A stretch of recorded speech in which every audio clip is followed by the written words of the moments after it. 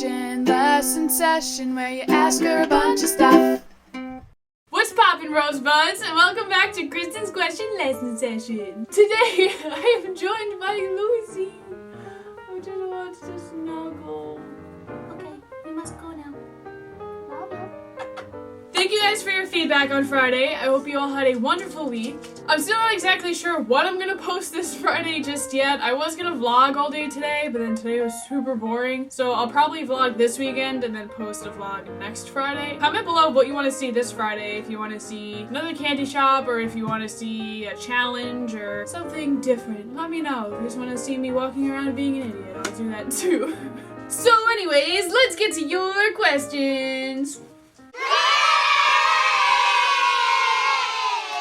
Are you the same Kristin Rose from FNC? Yes, I am! Woohoo! I'm back on YouTube. A lot of people don't know that I am. A lot of people don't know that I'm back. A lot of people have no idea where I went. So spread the word. Let everyone know that here I am. When you grew up, did you want to grow up? And what was your dream job? When I was younger, I really wanted to grow up. And now that I am grown up, I don't want to be. But when I was younger, I wanted to be a singer. To tour the world and play music. The little kid inside of me still wants to do that, but right now I'm working with children, which I wanted to do until I discovered music.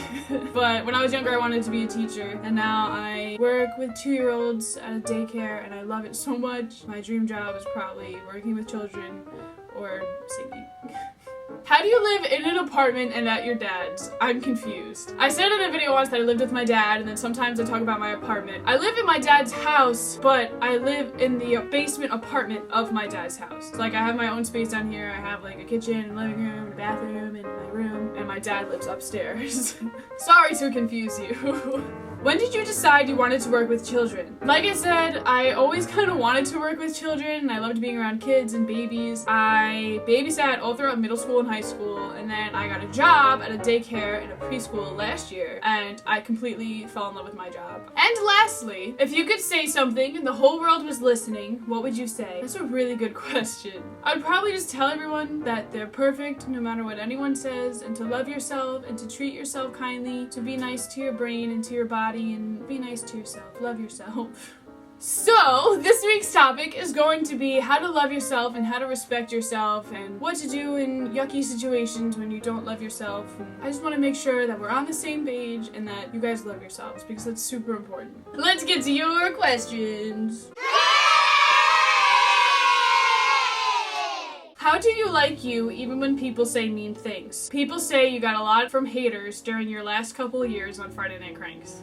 My last few years on Friday Night Cranks, it wasn't really the last few years, it was really toward the end, and especially when I left, I got a lot of hate from viewers and from fans because nobody knew what happened. I've said this before that I don't want to get really into what happened, but I left Friday Night Cranks for a lot of personal issues. I mentioned in my first Kristin's question lesson session that I do struggle from depression and I do struggle with anxiety, and I was away from home from a really long time, and it was probably the longest I've ever been away from my family and from my house, and I was in a really bad state of mind. I just wasn't in the emotional state that I should have been and wasn't getting the support I needed to get where I was. It started out as me just taking a break, and then things kind of got complicated and out of hand, and long story short, I did wind up leaving, but I did leave intentionally for my own personal issues and for my health and for my safety. I left to get help, and I left to work on myself and to make sure I was okay, and you know, it turned out to be a permanent leave, but all that matters is that I am back and I am here. You know, the haters from that, because they didn't know where I was, they didn't know why I left, they didn't know what was going on. At that point, that's why I deleted my Twitter, that's why I deleted Instagram and Facebook, and I wasn't around social media for a really long time because I knew all that negativity wasn't gonna help me where I was. But, you know, it was still there and it was still following me, and unfortunately, when you're in that sort of business with YouTube, you don't really get away from it. You know, it was really tough, but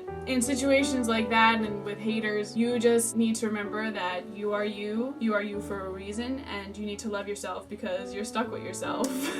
How did you learn to love yourself? What helped you get to this point? Like I said, I went through a lot, and I went through a lot of mental and emotional issues. It did take me a long time to get to this point, but right now I am happy where I am with myself. I mean, you know, it's still a struggle every day and I still have a lot to work on, but I'm doing it and I'm much better than I was a few years ago. So I'm proud of myself for that. You know, it took a lot of motivation. It took a lot from my friends. It took a lot from my family. It took a lot from, you know, professionals. And eventually there will be a point in your life where you'll realize you are who you are. You were made this way for a reason. There is only one you and you only get one life and you deserve to love yourself and to be happy.